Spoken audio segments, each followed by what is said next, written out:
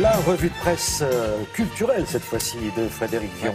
Alors, on n'est pas content dans la presse, semble-t-il. Oui, à propos de la presse, en plus. Il y a beaucoup d'articles à propos des médias, de la presse. D'abord, dans l'Humanité, un article qui se scandalise d'une petite musique qu'on entend depuis quelques jours, depuis l'affaire Fillon, en fait. La presse est de plus en plus mise en cause, alors que précisément, elle fait son travail. Vous savez, on se moque de Donald Trump, qui rejette toujours les critiques à son encontre en disant « c'est un complot, la presse est contre moi ». Mais finalement, est-ce qu'en France, nous valons mieux? Pas forcément.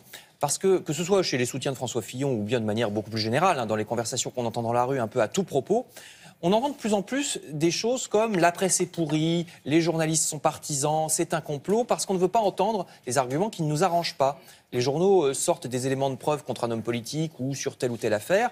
Ça prouverait donc que c'est un complot, raisonnement qui témoigne d'une logique un peu étrange. Les gens de droite sont persuadés que la presse est de gauche, mais quand nous attaquons un homme politique de gauche, eh bien les gens de gauche sont tout aussi persuadés que la presse est de droite.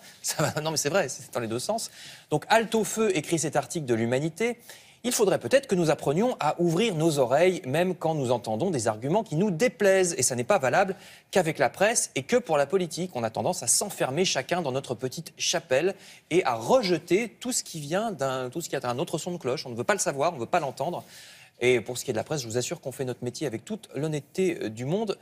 Autre article que l'Humanité qui parle des médias ce matin, cette fois c'est Les Échos, regardez. Raison de plus, alors pour regarder le service public, pour le coup. Figurez-vous qu'il y aura peut-être bientôt davantage de publicité sur les chaînes privées. Alors, si déjà la pub vous exaspère sur les chaînes de télé commerciales qui en diffusent, comme vous le savez, plus que nous, ça va peut-être encore empirer parce que la Commission de Bruxelles voudrait libéraliser la publicité. Les films, par exemple, que nous, on ne coupe pas, mais que les chaînes privées peuvent couper, ils pourraient être coupés toutes les 20 minutes désormais. Il y aura encore plus de pubs aux heures de grande écoute, donc affaire à suivre. La France est plutôt contre cette proposition de Bruxelles, mais enfin, on va voir si ça passe. Et je ferme cette page média avec deux articles qui vous conseillent justement les programmes du service public. L'Humanité vous propose d'écouter France Culture chaque semaine. C'est un jeu qui s'appelle Les Papous, jeu autour de la langue française et de la littérature. Donc c'est sur France Culture tous les dimanches à 12h50. Et à côté, vous voyez, ce soir sur France 2, Le Figaro vous conseille l'émission Planète Animale. Très belle émission sur la faune sauvage à 20h55 sur notre antenne. En plus, c'est après 20h, donc il n'y a pas de pub. Également quelques images avec des expositions. La première, c'est le journal La Croix qui nous en parle. Superbe exposition qui rassemble aussi bien des photos, des statues sur le terme de l'Afrique, carrefour du monde. Exposition sur les échanges, les routes commerciales, les échanges artistiques entre l'Afrique et l'Occident à travers les époques.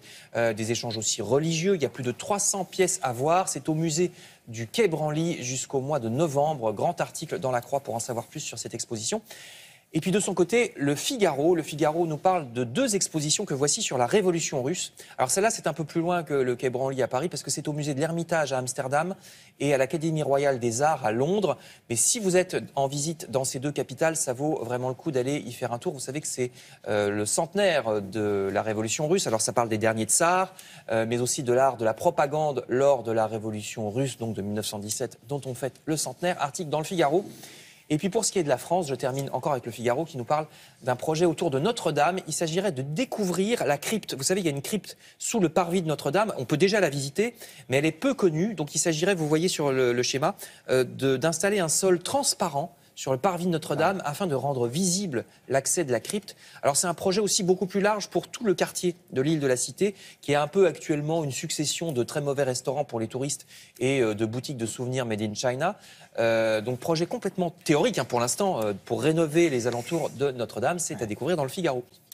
Merci beaucoup, Frédéric.